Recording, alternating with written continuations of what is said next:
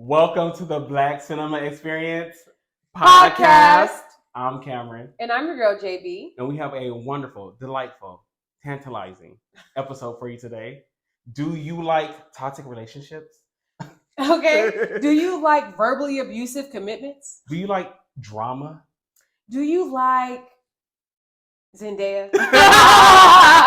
Exactly. That's all you need to know because this next movie we're talking about today is called Malcolm and Marie. That's right. You guessed it, Malcolm and Marie. It is our first time doing this story, and I know I'm shocked as well because when I saw this film years ago, locked in the middle of my house in the pandemic during COVID, I said to myself, wow, I have so many thoughts on this movie that I wish I could create a podcast. And here we are, Cameron. Who wouldn't think? Who wouldn't think? Why don't you go ahead and tell them about the movie for those who haven't seen it? Well, Malcolm Marie is a film that revolves around two individuals who are in a relationship, and they come home after a movie premiere from the director, who is played by John David Washington. Denzel Washington. Denzel Washington Jr. I'm joking. Okay. And then by his girlfriend Marie, who is also an aspiring actress named Zendaya. We already talked about it, but it centers around their relationship and how all of their relationship has like culminated to this one event. So he basically takes her life and makes a movie out of it, and she feels like she hasn't gotten the appreciation for sparking his interest, helping him flourish in his art. Right. So it's a really complex story. I like the way that you described it, actually, and not to undermine your summary, but I would actually just simply summarize it as a couple who are in love, and they're in a very honest but toxic relationship, because that wasn't the sum of their relationship mound into one and they had one explosive night. The way that they argued and went back and then argued and went back, it was just a regular day for them. So we saw it as like, oh yeah, there was this big argument leading up, but how often do they probably argue like that for them to have normalized it so much in this film? You know, I'm gonna have to agree to disagree. No, I'm seeing it different as you said. I'm like, that doesn't make sense. But I feel like this was like the reason why it's the movie is because it had like a different, like this argument was like the argument that had like it had came like to a head because of the movie premiere. Yeah, and I could see that. But wow, I can't believe we're disagreeing already so soon. Sometimes it happens. It happens every time. But literally, the whole point of the movie was just to show this is how toxic relationships can be. Definitely. Not should be. We all saw how not okay the things that they were saying to each other were, and just how abusive it was in general. But you saw how in the movie it started with them, and at the end of the movie it ended with them. They were just a couple in a toxic relationship. They were standing outside at the very end, the last scene, the frame inside of a frame. Okay, you have this beautiful image of them standing there together, and you don't know what's going to happen. You don't know if they're going to break up. You don't know if they're going to be happy together forever. You don't know, but they're together. So again, I think the whole film is just all about this relationship dynamic and how they work. Yes, it was one specific straw that broke the camel's back. But do I think that those arguments were happening all throughout their relationship? Yes. What woman? I know my girls out there can feel me, because when you got a man and he's getting on your nerve, but he asks you to do something, you love him even though he get on your last nerve. So you're gonna make him his macaroni and cheese, and you're like, wow, I freaking can't stand you. But before I react, before I engage in this argument, I'm gonna go ahead and prepare your meal because I fucking love you. Like even despite the frustration. Despite it, exactly. So to me, again, it was just documenting a real relationship, and on that same little corner, right? They're in the movie. They don't really make it a very clear like this is the intro, but in that moment where the name comes up, Malcolm and Marie. Before that happens, you hear this jazz music in the background, and it's getting all worked up, and he's calling her name, Marie, and she's making this damn mac and cheese. and then the mac and cheese is done. It's the name Malcolm and Marie. So it's like really, they really summarized everything so well. But I bring that up to say, like, look at this movie for that aspect. Like, essentially, she's floating about, she's doing her thing, he's yelling for attention, and that is the whole theme of the movie. And they did that in like a 10-second mashup of some B-roll of her making the mac and cheese and this crazy jazz music in the back. I mean, it's about relationships. It's about their relationship, and it's about toxic relationships, not about this argument at the Grammys. Yes, I do agree. I do agree with that. But I actually interpreted the end, since we're talking about the end right now, before the beginning. Okay. The end to be like the finality of it. I think that she really is done. But again, we'll get to that. But since if we want to start, I do want to start with the topic that so many people talk about, and it's like such a common word now. But I think we should mention it, and it's gaslighting, which I feel like happened a lot in this. I'm not a therapist, and I'm not here to dissect the arguments. I'm not here to dissect the argument. I'm saying, but I feel like it's being presented in a way for this movie about their entire relationship, about like how they both are blaming each other and heightening these different issues that they have. Yeah. And I just love that it was shown from both perspectives. Like it wasn't just like one sided. I feel like sometimes with movies like this, it can get kind of preachy from one character because they're just like, oh no, or just trying to paint one person as the villain, and then in this movie they both were just like throwing bows at each other. You right. Like trying to get like who can one up each other.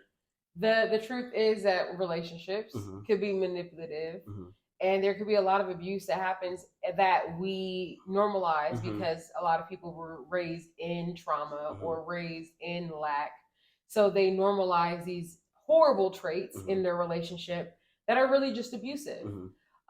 So when I watch it, yeah, there's gaslighting. Yes, there's on both sides, but there's manipulation on both sides as well. And they play with that the entire movie. That's what makes the argument so great. That's what makes them so relatably toxic.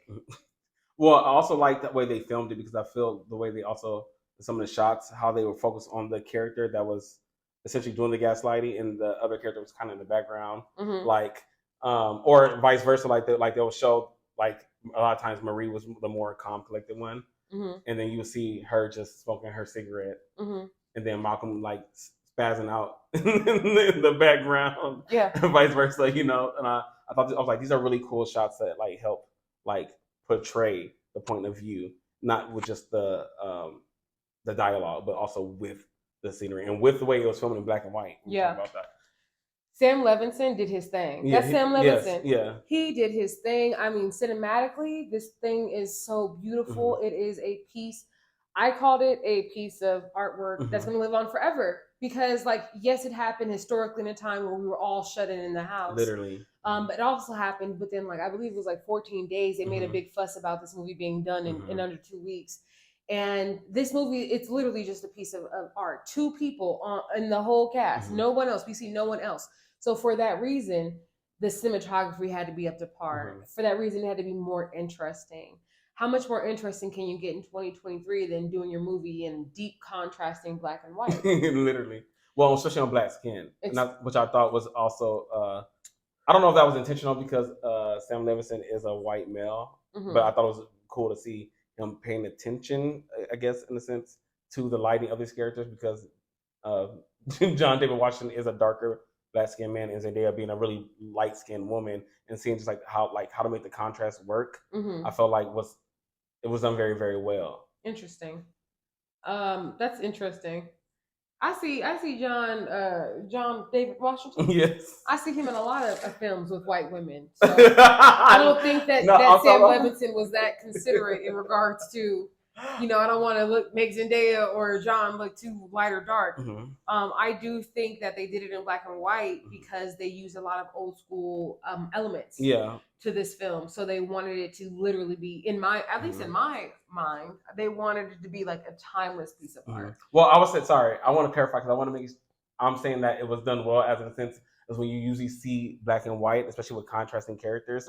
Like when I watch like Stairways to Heaven with black films, like the way it's the black and white can set up on the skin can make the movie look more muddy It's not, Yeah. but I feel like the way that they did it made it look really well, and Yeah. and like where I didn't mind it being black and white and watching the Yeah. whole movie in black and white as opposed to And I like forget that it's in black exactly. and white. So that's what I was more referring to, not more for the. But there are moments in color. Mm-hmm. There are moments in color When they would like bring it. right. Mm-hmm. Well, Are there moments in color? no, it's not color. It's like they're in like bright light, but it's still black and white. Huh. I'm like, was her dress gold? It was like that. It was shiny. Yes, it was the shimmering. And we could imagine what color it was, Yeah. but they never gave us that, did they? Oh my god. It was nice. Am I I'm saying I really like this that. again? To see the color? Yeah. Well, correct me wrong, but I didn't see any color. I know, but they purposely made sure that everything was black and white as far as he was concerned. Mm-hmm. And even when they had, further the arguments, I mean, she was in all white, so Mm-hmm. things were just very specific as far as the palette is concerned. But I'm really trying to think if they ever had a scene in color in there. Huh. I'm gonna have to circle back on that one. I'm gonna have to watch it again. No, well, I'm saying like because we know colors play a huge role in how people emote the whole emotions. thing was black and white. Yeah, but I feel like they did that play constantly throughout. Yeah. Throughout the movie. But they did such a good job with the interesting shots. So Mm-hmm. you can tell that throughout the film, Mm-hmm. there's a lot of handheld shots where the camera has to like physically be moving around them so it can change the center of focus. Kind of like what you said earlier, they focus on one character at a time, so you get that perspective of the argument. It's kind of like when you're lecturing somebody and you're like, I'm right, so you're sitting on your high horse. They focus all the camera energy on that person from this perspective. So you're seeing this perspective where, especially like where there's Zendaya's in the bathtub, right? Where the camera is somehow beneath him, where she is, right? So he can talk down to her. And I really like, you just pay attention to certain things like that, where it's like, this character really thinks that they're right. That's why the angle is from up above. Like even when Zendaya did her, I'm about to, stab you, stab me type moment. When she finished, she was up above. He was looking up at her. There's a lot of this whole like you're inferior type energy that's being exchanged through the characters throughout the whole entire film. So no, the leveling was like throughout. You can see that throughout the movie, especially like her walking over him during certain lines, like the way they would like move over each other. When like I had mentioned earlier, it was a kissing scene where it was facing forward from them before because they were arguing, but then they kissed and it was facing behind them after they kissed. Like kind of showing like, okay, that sense of turn over a new leaf, like the energy change. Exactly, and that's what I like about this movie because like when it's such a dialogue heavy movie because it's only two characters. That's like such a hard thing to do when it's not a play. So in a movie, you have to keep things moving and not just always with dialogue. You have to keep it moving in other ways. And I feel like they did that very well with transitions with music and the shots. And I mean, the music, that for me, the song that Zendaya plays to get back at her, man, I remember the first time I heard it, I downloaded it. I was like, oh, this is too good. When they were saying leave him. Because men don't listen to you. But to see them gently, well, not gently, I guess it was very loudly, poke at the other person was such an interesting thing to see a movie do because, again, in more element than one, and I love it when movies are this creative. I love it when they have this much carry through. In more ways than one, they showed us them getting back and forth at each other, right? It wasn't just in the physical arguments; it was also in the songs, But what I really want to discuss, and I don't want to switch this around too much, but this is so important. John David Washington, Malcolm, was an absolute lunatic. This is what women see when women are talking about, when men are like, you're so emotional. Women are like Zendaya and men are like John David, okay? Exactly. And that is literally how emotional men can be and how calm a woman can be. And yet he could turn around and be like, you're emotional. You're crazy. You're crazy. You're mentally unstable. It's funny. I'm glad you talk about it because I kept saying that throughout the movie.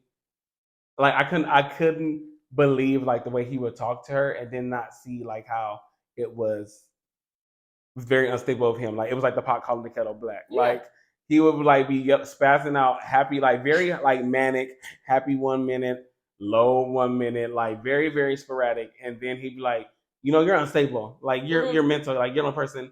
You're the only person that I know that thinks like this, but I love you.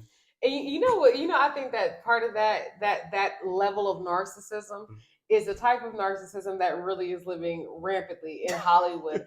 I do think that those people are just in there narcissistically ranting at their partners about how wonderful they are and how they don't appreciate them enough. Because I don't think that people can be successful without being a little bit crazy. Like they got to be a little bit narcissistic for them to make it all the way, in my eyes. So, like the argument that he was having with her and the way that he was delivering his lines, his words, everything just felt very truistic to what someone who is narcissistic enough to write a story about someone else's life and not give them credit. I mean, everything, it just aligned so well. The story was well written, not just the layers of, them taking low jabs at each other in everything, but it was well written. It was well written. It was very thorough. It's very thorough. Sorry, I got lost there. No, well, I don't think you got lost. I do feel like, but I feel like it was balanced in my defense because I do feel like there were some things that, Zendaya wasn't manic because I definitely think Malcolm was on some other stuff.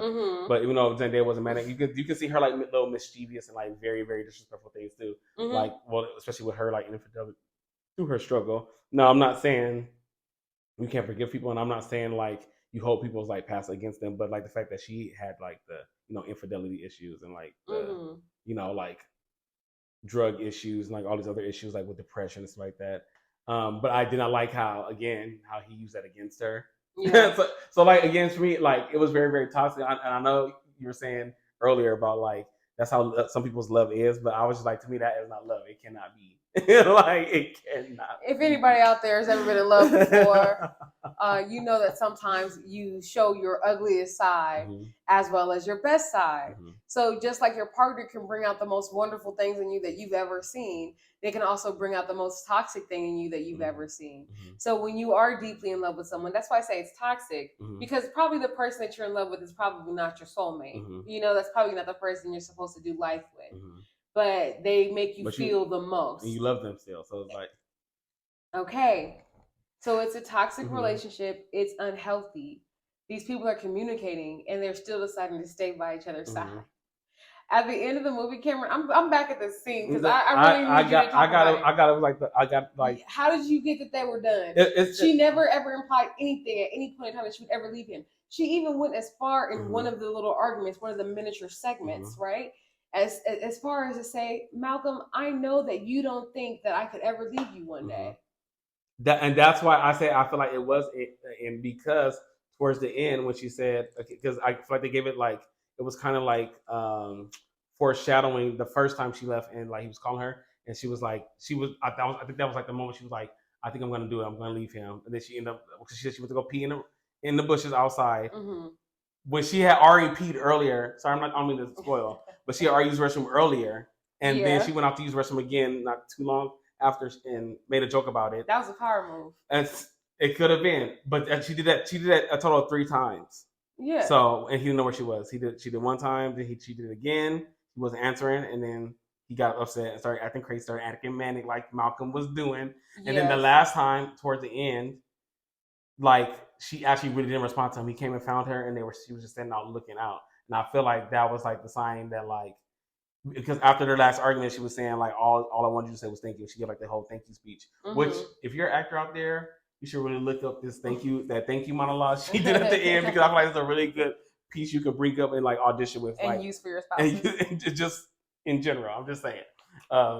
It could be like a monologue contest winner. That is a good monologue. It's a really good monologue. Make me think maybe I might want to practice. Go get my little acting skills up. Thank you for being there for me when nobody else was. Where are the pills? Where are the pills? That was good. No, it was amazing, but I feel like a good little monologue after the monologue, like after the end, and she was at the end, and they did that closing thing. I felt like even though you didn't see her physically, I feel like that was like it was the culmination of everything, because during that show he didn't say thank you, and this was like the whole journey to get to this movie, to where he like fully brought up his best work, but it happened to be her, and then he wasn't appreciative for it at the end. So I feel like that was like the last straw To me, that's what I got. There was no last straw. There was, And it might not be. But so I want to email Sam and just ask because I want to know. Maybe I'll ask Zendaya what she thinks. Maybe we should ask the scriptwriter. It was Sam Levinson. Oh, he wrote that. Which is my theory is I feel like this is how he really feels about his wife, and he put it in this. Is she a crackhead? I don't know, but it was a lot of stuff he was saying. I was like, that sounds like not something Malcolm would say, but something the writer of the script would say. Sam Levinson wrote that? Yeah, he wrote and directed. Even the black references in the beginning where Malcolm was talking about all the great black directors? Interesting. Which is also one to bring up because I was going to say, how do you feel about white people in a sense telling a black story? Now, it's not, before we say it's a black story, because I came from the aspect like, this is really cool because it can be just portrayed as a story. Period. There's nothing black about it. But that's what I thought at first until he started making black references about black art in this movie. So I was like, so is he trying to make this a black story or is it just purely a story? I don't want to give him too much credit on that. Let's say that he wrote a general guideline and that certain things were added for dramatic effect based on who they got to play it. That's what I'd like to think.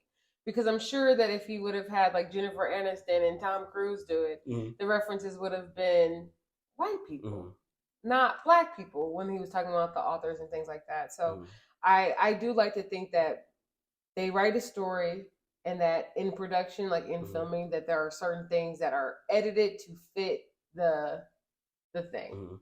Well, I like to think also it could have been any story though. Anybody's story. That's what I'm saying. I would like to think that it was more of these were the best people we thought for this story. Like I wrote this script, and whoever auditions for it, they were the best. Yeah. You know. And then there was a lot of movies that came out during quarantine that were not good. Good. That's so true. So like I was very happy with it. But one thing I would say is that I was exhausted when I first watched this movie. Oh my goodness! Everyone was like, "Did you see it? Did you see it?" Because we were all locked in the house, so we all saw it. And it was like, "What'd you think of it?" I said, "Man, I'm exhausted." But it is how I used to feel in like a relationship I had in the past, where I was like, "Wow, we arguing a lot. Like we're taking jabs at each other, and they both packing punches. Like you really might be my equal. Like this is a real fair fight, you know? Like I'm knocking your head off, you knocking my head off. Like this is really how it goes. It's so toxic, the back and forth of it all. So when I watched the movie, I said the fighting was exhausting, and there was a part of me that wished that they didn't cut as deep and go as hard.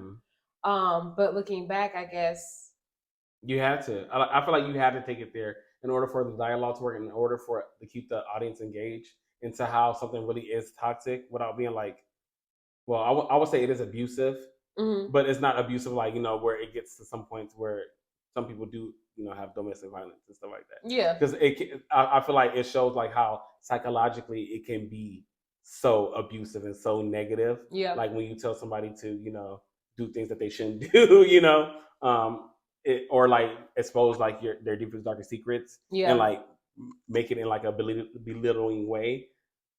It's like, man. Yeah, it was a great guide print for a guideline for what not to do in a relationship. Like, don't bring up your partner's suicide attempts. Yeah. Oh, don't bring up your partner's like, don't bring up your old sexual exploitations. Exactly. Like don't in detail. Yeah, your partner will never look at you the same again. And she did say that. That's what I'm not. And that again, I'm not just like downplaying what you're saying. I'm just saying I really did see a different way because I was seeing it like what they were saying to each other. Like they were hearing it for the first time. Like, okay, you're really going there. Like you're really saying some stuff that I've like never heard. Like you're acting really crazy. You think that was the first time? I do. I really do. That is a couple that argues crazy night and day. Every night and day, because that's just what they do. I really got that vibe.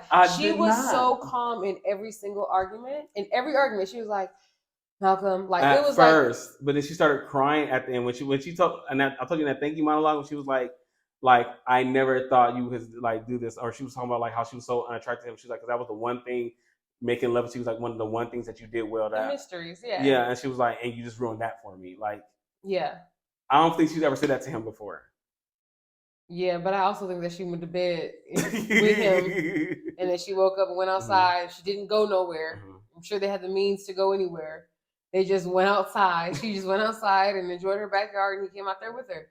If she was going to leave, then they would have showed us her leaving. They would have showed her walking out that window, and she would have just kept walking, and he would have been behind her, Marie, and she would have just been gone and just walking off into the distance, and she just would have disappeared for us. First of all, Malcolm would have been doing Marie whether she left or not, because he was just yelling. He was yelling this. I can't see you. Where are you, Marie?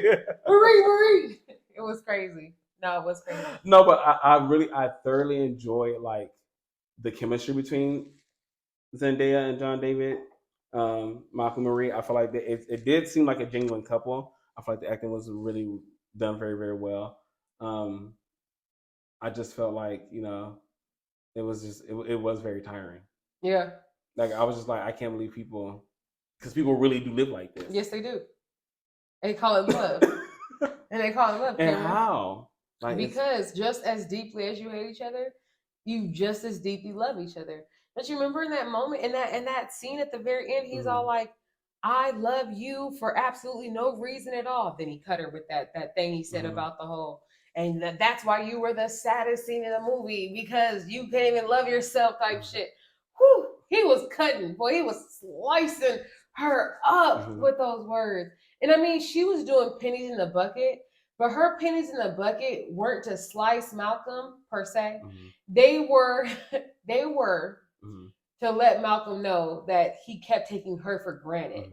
So her digs at him were to be like, you are taking me for granted. Look how good of an actress I am.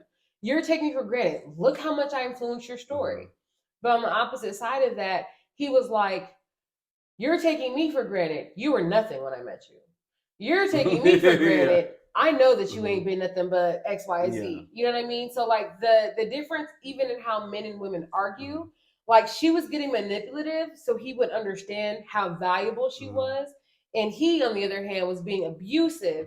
So she understood how valuable or not valuable he thought she was. Like everything that he did in his arguments was to demean and minimize her. And everything that she did was to maximize herself and show him introspectively, like, look at what you thought. You thought you could limit me. Which is why I also thought it ended at the end, because of what you just said and how they always got throughout the movie. They showed how they would always get together and they were very physical. And at the ending scene, he just stood next to her and looked out, and they both were just looking out. Which I was like, okay, that's how I feel. That's why I feel they're done, because every time they made up, they were like, it was kind of crazy because they were like, it was how like spontaneously. And like how happy they got all of a sudden, got touchy-feely and all making out and talking and encouraging each other all of a sudden after these like horrible words were said. It was just a relationship. She played the little Leave Him song as she sat next to her man. She wasn't going nowhere. You're not understanding. They were just in a relationship. I feel like I understand, but I feel like that's not what I got. And you know what? They were arguing out there on the patio. And then he saw the article and was like, oh, no, started panicking. And she's like, Malcolm, what is it? What is it? Because no matter what, when you got a partner and you really, really fucking mad at them, you still love them so much that in the middle of them degrading you and having an argument with you, telling you that you're nothing. I'm sorry. Let me look at the camera. He said that you're nothing. That's what he said. She still cared about him. So again, for me, they just look like two grown adults that have been in a long-term relationship. Because long-term relationships could look a lot like war zones. And again, that was not their first time arguing like that, because that was not the response of two people who never do it. That's the response of people who do it every day. They said, we're going to argue a little bit. I'm still going to make you mac and cheese. We're going to argue a little bit, but we still going to cuddle a little bit. We're going to argue a little bit, but if you get some bad news, I'm going to bring you back down to earth, because she kept him grounded. But again, back to the emotional comment. This movie is so funny to me in that realm of, this man is what an emotional man looks like. This is the emotional, she literally said, the emotional terrorist that is living in her home, in her life. And on the opposite side of that, Zendaya, the woman who's like emotionally manipulative.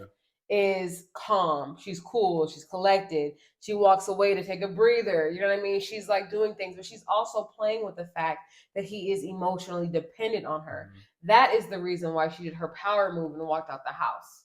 It wasn't because she was planning on leaving and changed her mind. But I do enjoy that. That is one of the things. I mean, you know, like again, everybody has their opinion. Some are right, and some I'm joking. I'm joking. I'm not. But I'm like, no, 'cause when you were saying, I was like, oh, that. I honestly felt like I'm learning something because again, somebody who hasn't been in a relationship, I've seen good ones. I've seen some really really bad ones. But as but as somebody who has never been in a relationship, I was like, to me, I got ending, and it's good to hear the other side because I didn't see it that way. So yeah. I'm really glad you brought that to my mind. That's her man. She was not going nowhere. And some people really be like that. We were talking about Summer Walker earlier. No, we're not touching on that. That's almost political. No, I'm saying I'm saying it's like that. That's mine for life. I feel you. It's mine for life. She is. Come on now. She's not going nowhere.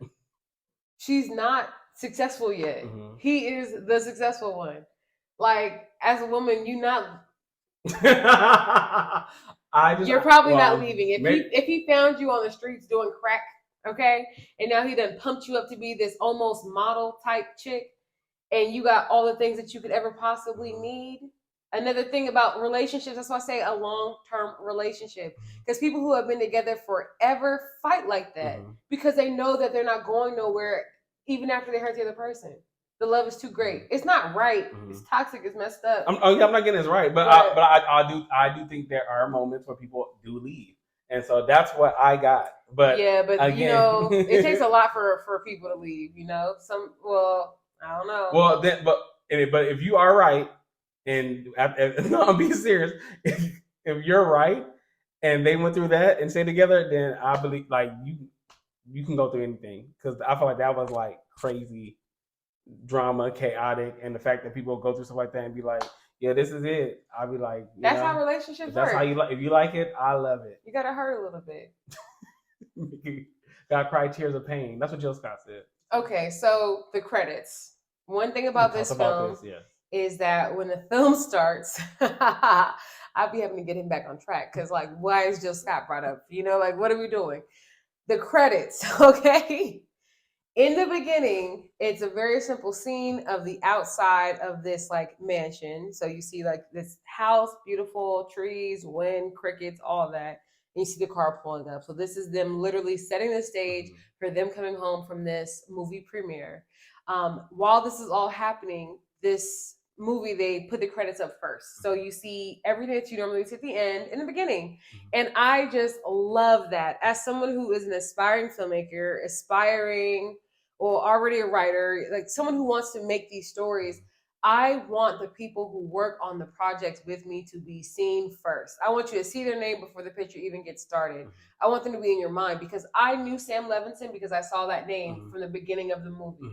It wasn't an afterthought. And I think that it's really nice that when you are creating something, to have the names in the forefront, especially when you're working with such a small crew, because I know with COVID at that time, it had to be a smaller crew than usual. I think it's a blessing and a curse because it does, like, I feel like it invites you into, like, the artist that created that work and invites you into the world. So, like, when you see, like, at the beginning of the movie, Jordan Peele, it's like you're already in that universe. So it's kind of like it puts you in the right mind frame to receive the movie in light it's supposed to be seen. Set your expectations. Exactly, and I do like that. I mean, but if you're like a bad movie like writer or something, you can be like, "Ooh, it's one of like I don't want it." Yeah, it can. But I agree with you in that aspect. Like, I love it. Like, I am an advocate for putting the credits first. Like, do it old school, bring it back. I just thought, I think that the way that they did it, they set the scene up. And before we even get to meet our main characters, I mean, you're already like seeing the names up. I just think that the way they did it was very classy and tasteful. Just like a lot of the things that they did in this film, like a lot of the music choices. I mean, the musical score on this was excellent. The old music, they didn't really do too much current music, but the older music and the jazz music and when it was used and how it was used, I just enjoyed the way that they would drum up the intensity of a scene. by playing the jazz music, and then they'll show Malcolm, kind of running about in the house or moving about crazy or dancing crazy. He kind of was a maniac through the whole film. In so many different scenes, we just see him fighting the air, and they play this beautiful but chaotic jazz music to accompany it. And I just love the way that they did everything so tastefully. Definitely, I think it was one of my more favorite. I won't say more favorite. Yeah, it's one of my favorite Sam Levinson projects because I know he's done like a lot recently. Yeah, but I feel like it was one of his movies that definitely wasn't over sexualized, even though they did have some intimate moments. I feel like it was very, very tasteful. I think so too. Even down to where she almost gave him head, but she didn't. I was like, Zendaya, I didn't know you'd be down here kissing legs. Not little Zay Zay. Okay. On her knees. What's she doing? What's she doing down there? No, they did a great job not making it about sex. They didn't have sex not one time in the whole movie. And I even like that in a sense where it's like they're building intimate moments by small things. I don't know. One thing I always think about as a writer is I don't want to put my actor or actress in a scene where they are just wildly uncomfortable. Yeah. And I know that they have coaches and things on sets to make that way better for them now. But I don't want them to feel, like they're being touched inappropriately or anything like that. And I just like how some of the scenes, especially in the beginning, like when she's making the mac and cheese and he doesn't realize that she's unhappy yet. He's like touching on her, and we have these like real close-up shots of his hands on her hips and stuff like that. But that is what's giving us the sexual moment, not them actually having sex. And I just feel like so many people are making scripts and stories and they are completely just jumping straight into the bedroom and they're like, yeah, let's get her naked. We want to see them, do it. And it's like, I actually don't need to see that to know that these two people are attracted to each other. Intimately involved. Exactly. And even as you said with the camera movement from when they argued to when they were kissing, there's so many ways that you could romanticize a shot that Sam Levinson and his crew took advantage of for this film. It was very well done. Yeah, I think so. Least favorite part of the movie? Least favorite part of the movie? Ooh, I don't know. You go first because I don't know. My least favorite part of the movie is they just had the arguing for so long. They just argued so much. They just got so deep. It just got so hurtful. And I just felt like in so many different ways, like these arguments were happening and they were both trapped. Like the bathtub scene, that has to be obviously the most like impactful scene because like, as a woman, like men will find ways to hurt you. And one of those ways is by telling you the stories of their prior encounters. That they think are so much better than you. So like that was like really hurtful, but I just felt like he trapped her. She was in there just trying to relax. Like she just kept walking away from this fight. From the moment they got home and the macaroni and cheese was made, she walked away. Yeah. She goes to the bathroom, she walked away. She goes outside, she walked away. She smokes a cigarette, she walked away. She was trying to avoid the argument because she said, you don't know how to de-escalate things. And he didn't. And escalate he did. And that's all that he did. So when I watch it, and I think my least favorite scene, it is the bathtub scene because of how he basically kind of cornered her and was like, take this information, take how I feel about you, take me gut punching you. And then he like walked away because it just felt like, dang, she couldn't do anything. Yeah. Like, God, no peace. So yeah, that's my least favorite scene. But obviously also, since it created so many emotions in me, one of my favorite scenes, obviously. I'm so glad you're like so artistic because that was such a beautiful answer. Because my answer is that the macaroni and cheese was this Kraft macaroni and cheese. I'm like, I think I'm the wrong answer. You know, you in class with somebody, presentation, and you sit there, you're like, I know I did not do this presentation right. I should not have let her go first. That's not what mine That was beautiful. Like, I was like, I'm over here feeling it with you. I'm like, yeah, I feel trapped. And then I'm like, my least favorite part of the movie was the fact. Nah, it was the Kraft Mac. I mean, that was terrible. I said, I know. They don't got these two black people on this television. making no box macaroni and cheese. I just couldn't Well, believe it. she's only some. I mean, there we go. She's mostly black. That's But- compromise. But the part about it though, the mac and cheese is so important in this That's film because it was like, yo, the audacity of a man to disrespect you, why you calling you names, nourishment. telling you to come on, you ain't ever inspired me.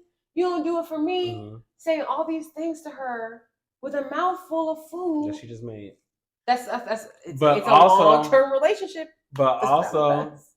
that she had made, and she had said, I haven't eaten anything all night because she was also hungry, and then she didn't get to eat. Oh, 'Cause that he part, mad. because he was tormenting her. Which is why she's done. I'm joking. Cameron. We're gonna have this debate. Me talking to Zendaya.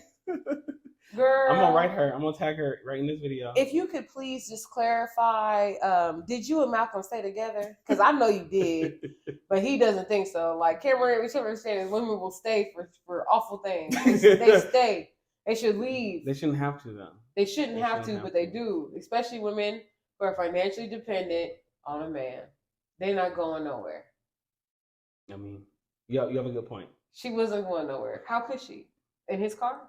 With his I money. just feel like with the mutual funds in the world that we are in the 21st century, I feel like it's she's very, very capable of spending the tabloids and everything in her favor. But that's a whole nother. Again, I can have the fantasy view. I will own that. It could be like some fantasy of me wanting her to leave. Escape and be Yeah. free. Yeah, I'm just saying that's people what I are codependent in this world, and just like he needed True. to know where she was at, she needed him to want to know where she was at. Mhm. They worked hand in hand. They really needed each other. So yeah, they're psychopaths, but if it was in the real world, that would be the couple that we all like. Oh yeah, I know. We know them. Everybody knows them. Well, I'm just glad they're together, so they spared 2 other people. Okay. Because They would be awful partners to anybody else. No, facts. Factually speaking, Cameron. Well, like I think we covered it. We covered my least favorite. We covered everything that I loved. I just honestly feel like you all should watch this movie. Tell us what you think, please, in the comments. Like, No, subscribe, share. what he's really getting at is he wants to know if you think that Malcolm and Marie stayed together or broke up. I obviously believe that they stayed together. He believes they broke up. I'm team breakup. So it would be really helpful if y'all got into the comments and, just like share this video. Just help us make this decision. Because it's not that we're going to fight about it for the rest of our life. He's just going to be wrong about it for the rest of his life until you guys tell us who you think was right. Exactly. And I need peace. And so be at peace with the right answer. So thank you so much for joining us for this episode. It was such a blast as always. My name is Cameron. And I'm your girl, JB. Please like, subscribe, share. Ooh. And that's the Black Cinema Experience Podcast. Bye. I'm getting better at this. You are. Black Cinema Experience.